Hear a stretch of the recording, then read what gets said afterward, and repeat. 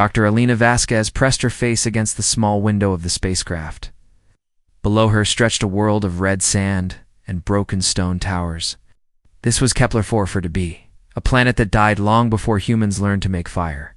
But something had lived here once. Something that built cities and carved symbols into mountains.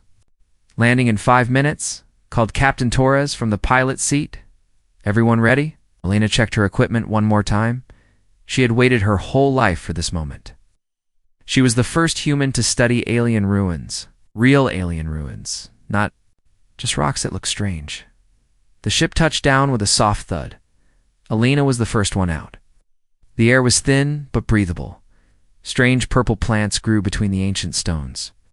In the distance, tall structures reached toward the sky, like fingers. "My God," whispered Dr. Chen, the team's technology expert. "Look at the size of those buildings."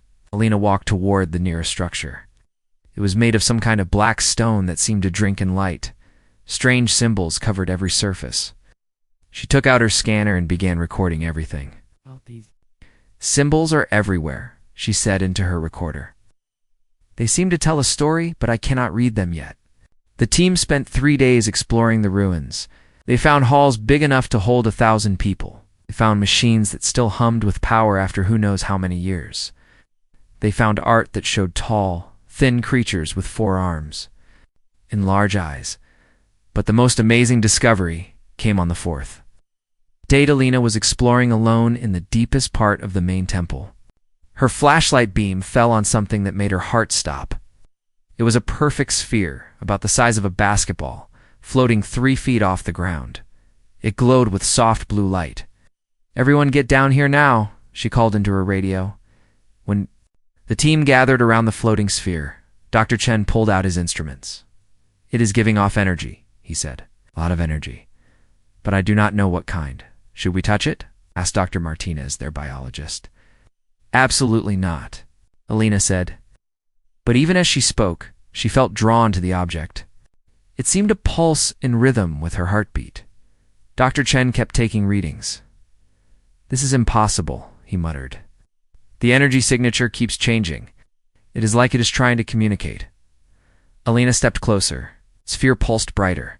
Without thinking, she reached out her hand. "Alina, no." Dr. Chen shouted, but it was too late. Her fingers touched the warm surface of the sphere. The world exploded into light and sound. Images flashed through Alina's mind too fast to understand. She saw stars being born. She saw worlds covered in oceans. She saw creatures of every shape, in size, looking up at the sky with hope in their eyes. Then everything went dark. Alina woke up on the floor with her team gathered around her. "What happened?" she asked. "You touched the sphere and collapsed," Dr. Martinez said. "You were out." For 10 minutes, Alina sat up slowly. The sphere was still floating, but now it pulsed with a different rhythm. Faster, more urgent. "Something has changed," Dr. Chen said, staring at his instruments. "The energy output has increased by 300%, and it is sending a signal," added Dr. Kim, their communications expert. "Very strong signal going out in all directions." Alina felt cold fear in her stomach. What kind of signal? I do not know. But it is powerful enough to reach other star systems. For 3 days, nothing happened. The team continued their work, but everyone was nervous. They all felt like they had done something they should not have done. On the 4th day, Captain Torres came running from the ship. "We have company," he said. "Big company." Alina followed him to the ship's observation deck. In the sky above them, something was moving. Something huge. "What is that?" Dr. Martinez whispered. Through the telescope, Alina could see it clearly. It was a ship, but unlike any ship humans had ever built. It was at least a mile long, covered in the same symbols they had found in the ruins. "There are more coming," Captain Torres said. His voice was shaking. "Lots more." For the next few hours, ship after ship appeared in the sky. They came in all shapes and sizes. Some looked like crystal flowers. Others were dark and angular like pieces of broken metal. But they all had one thing in common. They all carried the same symbols. "They are not attacking," Dr. Chen observed. "They are just ... waiting." Alina stared up at the alien fleet. In her mind, she could still see the images from when she touched the sphere, stars and worlds and creatures looking up at the sky with hope. "I think," she said slowly, "we just rang a very old doorbell." That night, Alina could not sleep. She stood outside the ship, looking up at the alien vessels that filled the sky like strange stars. She had come here to study the past, but somehow she had awakened something that would change the future forever. In her pocket, her communicator buzzed with an urgent message from Earth. More ships were appearing in human space, hundreds of them, all carrying the same symbols. All waiting, Alina realized that what started as a simple archaeological mission had become something much bigger, something that would change everything humans thought they knew about their place in the universe. The signal was still broadcasting, calling across the galaxy. Whoever was listening was coming to find the source. They were coming to find her. Ambassador Chen Wei had never been so nervous in his life. He stood on the deck of Earth's largest space station, watching hundreds of alien ships fill the space around their solar system. Each ship was different. Some looked like giant flowers, made of metal. Others were long and thin like needles. A few were so strange that Chen could not even describe them. "Sir, another group just arrived," said Lieutenant Ross. "That makes 47 different species now." Chen nodded but did not take his eyes off the view screen. In just 2 weeks since Dr. Vasquez touched that sphere, everything had changed. The aliens were not attacking. They were not making demands.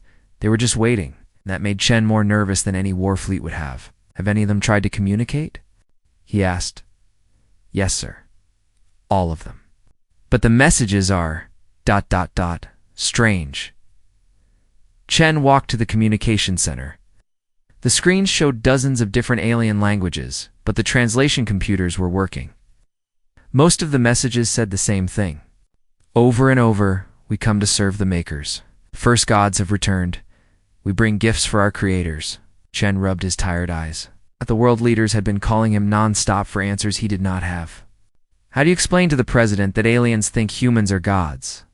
A soft chime told him another message was coming in. This one was in clear English. "Honored makers, we are the Zeltari. We have traveled for many cycles to reach you. We bring the sacred texts that your servants gave to our ancestors. We ask permission to come before you with offerings." Chen looked at Lieutenant Ross. "Get me a direct line to Dr. Vasquez on Kepler 44 to be." Now, while he waited for the connection, Chen studied the files his team had put together. Every alien ship carried similar symbols. The same symbols Dr. Vasquez had found in the ruins. The same symbols that appeared in what the aliens called their sacred texts. "Alina here," came Dr. Vasquez's voice through the radio. "Alina, we need answers fast. These aliens think we are their gods. They keep talking about makers and creators. What did you find down there?" Elena's voice was tired. "Shh. We found something impossible. The ruins are not just alien. They are human. Human. Really old." Chen felt his world spin. "You mean human?" Dr. Thompson found DNA markers. Dr. Kim found language patterns. The symbols here are not alien writing. They are human writing from maybe 50,000 years ago. Before Chen could respond, alarms started ringing throughout the station. "Sir," Lieutenant Ross called out, "one of the alien ships is moving." The big crystal one. Chen ran to the observation deck. The largest alien ship, which looked like a giant purple crystal, was slowly moving toward the station. As it got closer, Chen could see lights pulsing inside it. "Incoming transmission," Ross announced. The main screen lit up with the image of a tall, thin creature. It had blue skin and 4 arms, but its face was almost human-like. When it spoke, the words came through in perfect English. "Blessed makers, I am High Keeper Valen of the Zeltari. We have guarded your teachings for 3,000 generations. May we come aboard your vessel to present the sacred gifts?" Chen looked around at his crew. Everyone was staring at him, waiting for orders. He was a diplomat, trained to handle difficult situations, but no training had prepared him for this. "You may approach," Chen said finally, "but only a small group." 20 minutes later, Chen stood in the station's main docking bay. The alien shuttle that came through the airlock was beautiful. It seemed to be made of living crystal that shifted colors as it moved. The airlock opened, and 6 aliens walked out. They were tall and graceful, with skin that ranged from light blue to deep purple. Each one carried a small box or scroll. High Keeper Valen was the first to speak. But instead of words, he dropped to his knees. The other aliens did the same. "Right. Makers," Valen said, his voice full of emotion. "You have returned to us as the prophecies promised. We bring the sacred knowledge you gave our ancestors. We bring offerings of gratitude." Chen felt very uncomfortable. "Please stand up. We are not gods. We are just people." Valen looked up with confusion in his large eyes. "But you are the makers. You taught our people to grow food, showed us how to heal sickness. You gave us the stars," one or the other. Aliens, a female with darker skin, opened her box. Inside was a stone tablet covered with symbols. "This is the first teaching," she said, "given to our ancestors by the Skywalkers." Chen looked at the tablet. Even though he could not read the symbols, something about them seemed familiar. It's like seeing a word you know but cannot remember. "Tell me about these Skywalkers," Chen said. Valen stood up slowly. "Long ago, when our people lived in caves and feared the dark, the Skywalkers came from the stars. They were tall and strong, with hair like sunlight and eyes like the sky. They taught us everything: how to make tools, how to build homes, how to read the stars." "What happened to them?" Chen asked. "They told our ancestors they had to leave, that they would return when the time was right. They went back to the stars, but they left teachers behind. Great machines that helped us grow, until the machines stopped working and we forgot much of what we knew." Chen felt a chill run down his spine. Dr. Vasquez's words echoed in his mind. Old human. Really old. Over the next few hours, more alien groups came to the station. Each one brought stories. Each one brought artifacts. And every story was the same. Beings from the stars who looked like humans. Beings who taught and helped and then disappeared. The Karathi brought metal tools that looked almost human-made. The Vexen showed pictures carved in stone of tall figures with 5 fingers and forward-facing eyes. The Millennia sang songs in a language that sounded like very old Earth languages, as Chen listened to story after story. A terrible understanding began to grow in his mind. The aliens were not wrong. Humans had been here before, long before anyone thought possible. "Sir," Lieutenant Ross said quietly, "we just got word from Earth. More ships are arriving every hour. The news services are calling it the Great Pilgrimage. And sir, some of the alien transmissions are being picked up by civilian radios. People on Earth are starting to panic." Chen nodded. The world was changing whether they were ready or not. In the space of 2 weeks, humanity had gone from being alone in the universe to being worshipped by hundreds of alien civilizations. But the biggest question still remained. If humans really had been here before, where did they come from? And what happened to them? As he watched more alien ships arrive, each carrying more pieces of the puzzle, Chen realized that Dr. Vasquez's archaeological mission had uncovered the biggest secret in human history, and now the whole galaxy was watching to see what humanity would do with it. Dr. Elena Vasquez stood at the edge of the deepest hole her team had ever dug. 3 weeks of careful digging had revealed something that should not exist.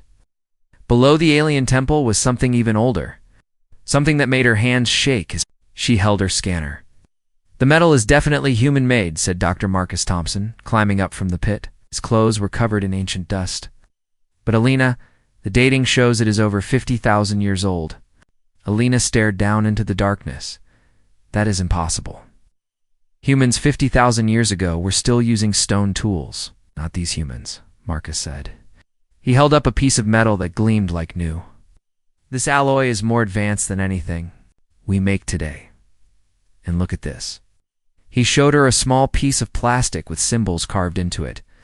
The symbols were clearly human letters, but arranged in ways that hurt Elena's eyes to look at. "Dr. Kim?" "Is working on translating it," Marcus said. "But Alina, there is more down there. Lot more." Alina grabbed her gear and followed Marcus down into the pit. They had dug through layers of stone and metal to reach what looked like the top of a building, but as they went deeper, Alina realized it was not a building at all. "It is a ship," she whispered. The walls curved in ways that Alina recognized from her training. This was definitely a spacecraft. It was bigger than any ship humans had ever built. Much bigger. Dr. Sarah Kim was sitting in what looked like a control room, surrounded by papers and computers. She looked up when Alina and Marcus entered. "Have been working on the language for days," Sarah said. Her eyes were red from lack of sleep. "It is definitely human, but it is like trying to read English from before English existed." "What have you found?" Alina asked. Sarah held up a piece of paper covered with her notes. "The best I can translate, this ship was called the Starseed. It carried 12,000 people. And Alina, according to these records, it left Earth during the last ice age." Alina felt dizzy. "The ice age ended 10,000 years ago." "No," Sarah said. "The last big ice age. The one that ended 70,000 years ago." Marcus was examining a wall panel that still had lights blinking on it. "Alina, come look at this." Panel showed a map of the galaxy. Hundreds of star systems were marked with symbols. As Alina watched, some of the symbols pulsed with soft light. "These are colonies," Marcus said. "All of these stars had human colonies." Alina counted the blinking lights. There were over 200 of them. "That is impossible. Humans could not have spread to that many worlds." "They did not just spread," Sarah said, looking up from her translations. "They helped. Look at this." She showed Alina a section of text she had managed to translate. "This talks about uplifting the children and teaching the young races, Alina. Our ancestors did not just travel to other worlds, they found other species and helped them grow." Over the next few days, the team uncovered more and more of the ancient ship. They found living quarters for thousands of people. They found laboratories filled with equipment they could not understand. They found storage areas that once held seeds and tools and knowledge. But the most important discovery came when they found the ship's library. The data cores were still working after 50,000 years. When Dr. Kim connected her computer to them, the screens filled with information. Pictures, videos, and records of humanity's first age among the stars. Alina watched a video of humans working alongside the same blue-skinned aliens that had visited Ambassador Chen. In the video, the humans were teaching the aliens how to plant crops and build better homes. "Look at the date stamp," Sarah said, pointing to numbers at the bottom of the screen. Alina felt her world tilt.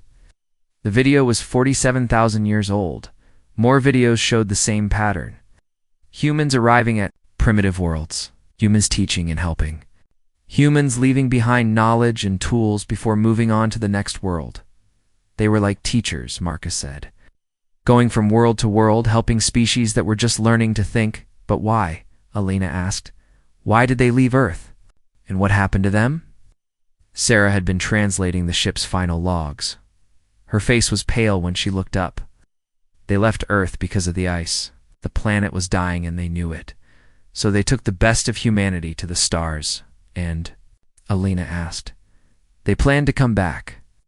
When Earth was green again, they would return and rebuild. But something went wrong. Sarah showed them the last few log entries. The translations were rough, but the meaning was clear. The colonies had grown too fast. There were not enough humans to manage all the worlds they had helped create. Wars broke out between different groups. The great ships stopped flying between the stars. They fell apart, Alina said quietly. Their civilization collapsed. But they left something behind, Marcus said. Had been working on another section of the ship. Alina, you need to see this. He led them to a huge room filled with machines that hummed with quiet power. The walls were covered with screens showing stars and planets. What is this? Alina asked. It is a control center, Marcus said. These machines have been running for 50,000 years. They have been watching the worlds our ancestors helped create. And Alina? They have been helping them. The screens showed information about hundreds of worlds, crop reports, population numbers, technology levels, weather patterns. The machines have been giving the aliens little bits of help, Marcus explained. A new plant that grows better. A medicine that cures disease. It's ideas that come to their scientists in dreams. Lena stared at the screens in amazement. The aliens do not know? They think it is divine guidance, Sarah said. Messages from their gods. But it has been these machines all along.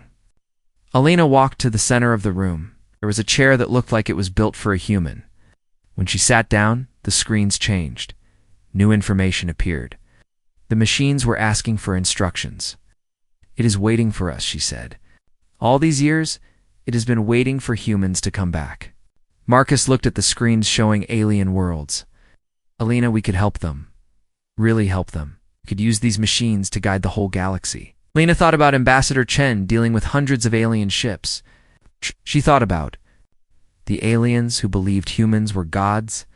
She thought about the responsibility that had fallen on humanity's shoulders. The question is, she said, what do we do now? Our ancestors tried to be gods, and it destroyed them. Do we make the same mistake, or do we find a better way? Outside the ancient ship, the alien fleet still waited in the sky. They were waiting for their gods to return. But Alina was beginning to understand that the real challenge was not living up to their expectations. The real challenge was proving that humans had learned from their ancestors' mistakes, and that this time they could do better. Captain Maria Santos had seen many battles in her career, but nothing like this. She stood on the bridge of the EU's Harmony, watching two alien fleets face each other across empty space. On one side were the Zeltari ships, still believing humans were gods. On the other side were the Korathai vessels, painted black in mourning. Status report, Maria ordered. Lieutenant Park checked his instruments. The Korathi fleet has powered up weapons, Captain. The Zeltari are moving to protect our ship. We are caught in the middle, Maria cursed under her breath. It had been 1 week since Dr. Vasquez announced the truth to the galaxy. 1 week since humanity told their alien worshippers that they were not gods, just the children of ancient humans who had tried to help and failed. The reaction had torn the galaxy apart. Incoming transmission from the Korathi flagship, Mark announced. The main screen showed Commander Vex, a large reptilian alien with angry red eyes. When he spoke, his voice was full of rage. Humans, you have lied to us for generations. Our people wasted their lives worshipping false gods. We demand payment for this betrayal. Before Maria could respond, another transmission came through. This one from Highkeeper Valen of the Zeltari. Blessed children of the Makers, your return proves the prophecies were true. We will defend you against these unbelievers. Maria rubbed her temples. This was exactly what Earth's leaders had feared would happen. Some aliens accepted the truth and worshipped humans even more. Others felt betrayed and wanted revenge.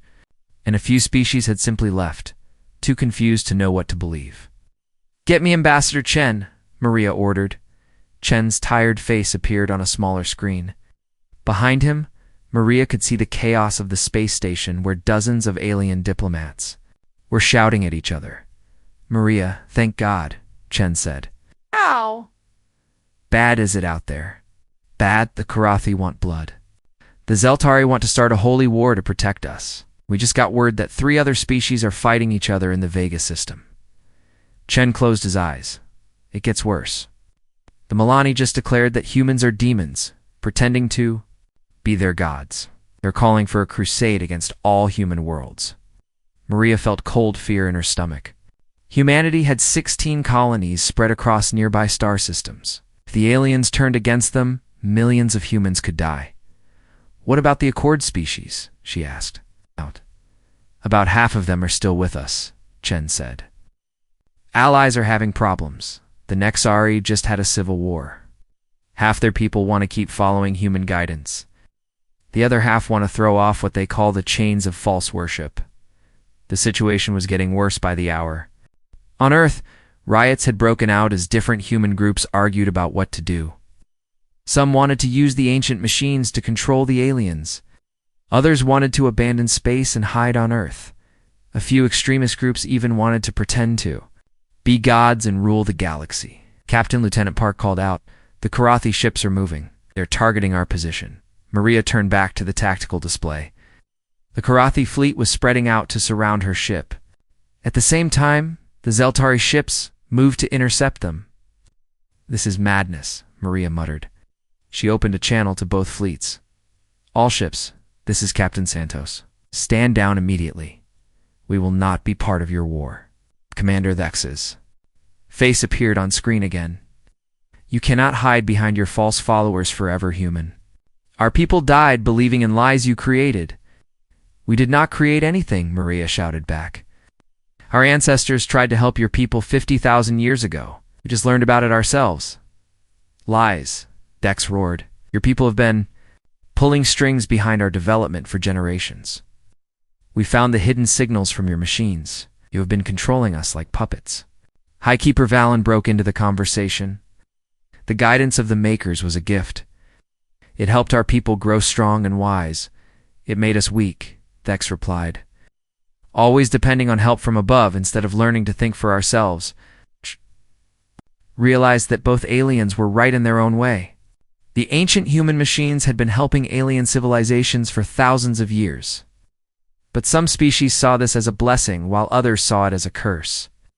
Look, Maria said, trying to keep her voice calm. We can talk about this. We can work together to find a solution. The only solution is justice, Thex said. Your people must pay for the generations of lies. The only solution is serving the true will of the Makers, Valen replied. Humans must take their rightful place. As leaders of the galaxy, both aliens closed their channels at the same time. The two fleets continued moving toward each other with Maria's ship caught between them. Captain, we have incoming ships, Park announced. Multiple fleets jumping in from hyperspace. Maria watched as more alien vessels appeared around them. Some joined the Karathi formation. Others moved to support the Zeltari. A few stayed apart from both groups, clearly unsure which side to choose. Sir, Park said quietly. Long-range sensors show similar battles starting in dozens of star systems. The Voth and Kellery are fighting near Alpha Centauri. The Rexen have blockaded 3 human colonies. And Captain, we just lost contact with New Sydney. Maria felt the weight of the galaxy pressing down on her shoulders. Humanity's revelation of the truth had not brought peace. Instead, it had shattered the careful balance that had kept different species working together.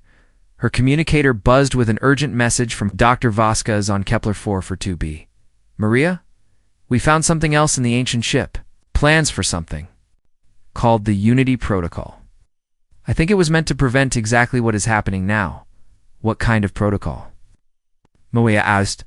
A way to bring all the species together as equals. Not as gods and followers, but as partners. But Maria, it requires something dangerous. It requires humans to give up control of the ancient machines forever.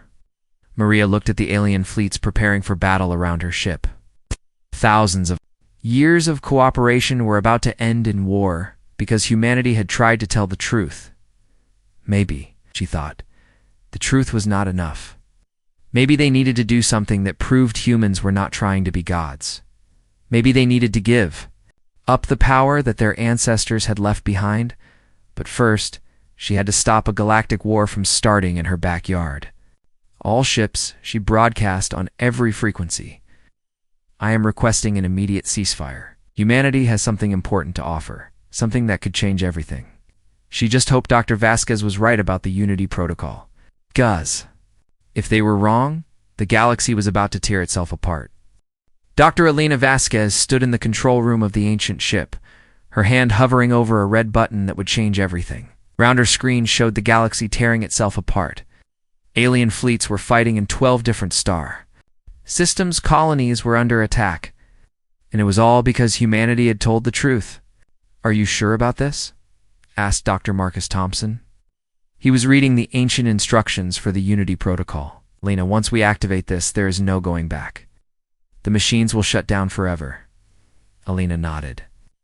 She had been thinking about this decision for 3 days. Our ancestors tried to be gods, and it destroyed them. We cannot make the same mistake. Dr. Sarah Kim looked up from her translation work. The protocol will send one final message to every world our ancestors touched. It will tell them the truth about everything. about the machines, about the guidance they have been receiving. It's about why it all has to end. And then Marcus asked, then, the machines shut down forever, Alina said. No more hidden help, no more guidance from above. Every species will have to stand on their own. Elena's communicator buzzed with an urgent message from Captain Santos. Elena, the situation is getting worse. We have 6 different alien fleets preparing for battle. If you are going to do something, do it now. Alina took a deep breath and pressed the red button. Every screen in the control room went white. Then, slowly, words began to appear in hundreds of different languages. The same message, translated for every species in the galaxy. Children of the stars, Alina read aloud as the English version appeared. We are the descendants of those you called makers. We are not gods. We are people, just like you. Our ancestors tried to guide your growth, but they made mistakes. Gave you too much help and not enough freedom to grow on your own. The message continued across all the screens. Alina watched as it explained everything. How the ancient machines had been helping alien civilizations for thousands of years. How this help had sometimes made species dependent instead of strong. How humanity had only just learned about their ancestors' legacy. Today we turn off the machines forever, the message said.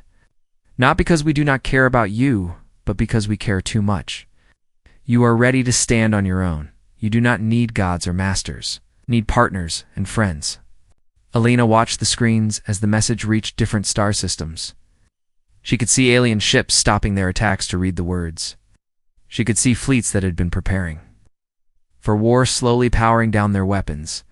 But the most important part of the message was still coming. We invite you to join us in something new, the message continued. Not as followers and leaders, but as equals. We call it the Galactic Kinship Council. Every species will have a voice. Every world will have a choice. And humanity will be just. One member among many? The screens showed reactions from across the galaxy. Some aliens were angry. Some were confused. But many were nodding in agreement. Elena's communicator buzzed again. This time it was Ambassador Chen from the space station. Alina, it is working, Chen said. His voice was full of relief. The fighting is stopping, Highkeeper Valen just called. Off the Zeltari fleet, even Commander Thex is requesting a meeting to discuss this council idea. Alina smiled for the first time in days. But she knew the hard work was just beginning. Over the next few hours, the ancient machines began shutting down one by one. Alina watched as systems that had run for 50,000 years went dark forever. The guidance that had helped shape galactic civilization was ending, but something new was beginning. Captain Santos was the first to test the new arrangement. She brought representatives from 5 different species to the same table to discuss the fighting in the Vega system. Instead of humans telling everyone what to do, each species had an equal say in finding a solution. It is harder this way, Santos reported to Alina later. Without the machines giving us information, we have to actually talk to each other and figure things out together. But Alina, I think it is better. We're honest. Within a week, the first official meeting of the Galactic Kinship Council took place on a neutral station in space. Alina watched on video as representatives from 43 different species sat together as equals. Ambassador Chen opened the meeting with words that Alina had helped him write. We are all children of the same stars, Chen said. We have all made mistakes. We have all had to learn and grow. Today we stop pretending that any of us has all the answers. Today we start working together to find the answers. The meeting was not perfect. Some species still wanted humans to be their leaders. Others still felt angry about being guided by machines for so long. A few had decided they wanted nothing to do with the council at all, but most were willing to try something new. Highkeeper Valen spoke for many when he said, "Perhaps we have worshipped the wrong thing all along. Perhaps we should worship the idea of growing together instead of looking up to those above us." Alina smiled as she watched the different species begin to work together. The Zeltari shared their farming knowledge with the Karathi, Voth offered. To help rebuild colonies damaged in the fighting, the Nexari proposed a new way to trade goods between worlds, without anyone being in charge of everyone else. It was messy, slow. It was sometimes frustrating, but it was real. Months later, Lena stood in the same control room where she had activated the Unity protocol. The screens now showed something beautiful. Instead of machines watching over alien worlds, the screens showed messages between different species. Help being offered freely, problems being solved together, knowledge being shared by choice instead of being given from above. Do you think our ancestors would approve? Marcus asked. Joining her at the screens, Alina thought about the ancient humans who had tried to guide the galaxy and lost themselves in the process. She thought about the species who had grown strong enough to stand on their own. She thought about the future they were all building together. I think they would be proud, she said. Not because we became gods like they tried to be, but because we learned to be something better. Outside the ancient ship, the galaxy continued to turn.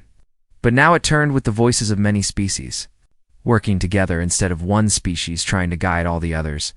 Humanity had found its place among the stars, not as gods, but as family.